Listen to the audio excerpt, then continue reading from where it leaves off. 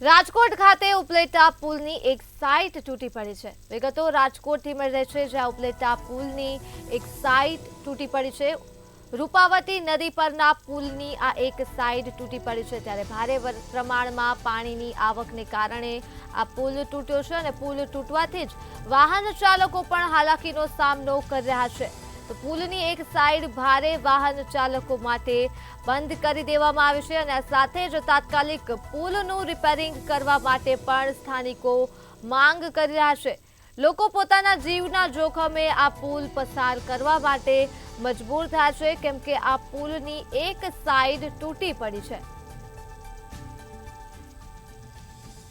પુલ અહીંયા નદીનો છે, એ રૂપાવતીમાંથી મોજ નદીમાં જાય છે। એ પુલ આખો પડી ગયો છે।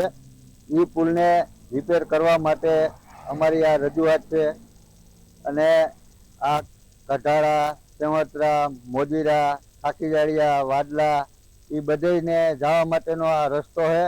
તો એની તમે જરૂરથી આ કંઈક વિગત લ્યો અને તાત્કાલિક બનાવવાનું। આખો સાઈડનો ભાગ આખો નીકળી ગયો છે। આવવામાં બધી તકલીફ પડે, માણસો જવા આવવામાં તકલીફ પડે। આ તંત્રની ક્યાંક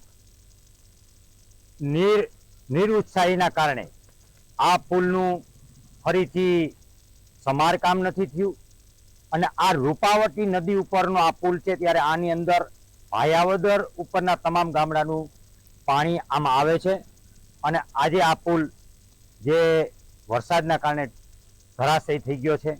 સાઈડની અંદર એમની પ્રોટેક્શન વોલ જે તૂટી ગઈ છે, નીચેથી પણ એમનું ફાઉન્ડેશન તૂટી ગયું છે। બાજુમાં અમારી કુમાર શાળા આવેલ છે કે જે બાળકો છે, જો બાળકો અહીંથી પસાર થતા હોય છે અથવા કોઈ ભારે વાહન હોય તો અમારે અત્યારે નીકળી શકે એમ નથી, કે નાના 4 વ્હીલ નથી કાઢવું હોય તો બધા માનમાં નીકળે છે, 2 વ્હીલ નીકળે છે।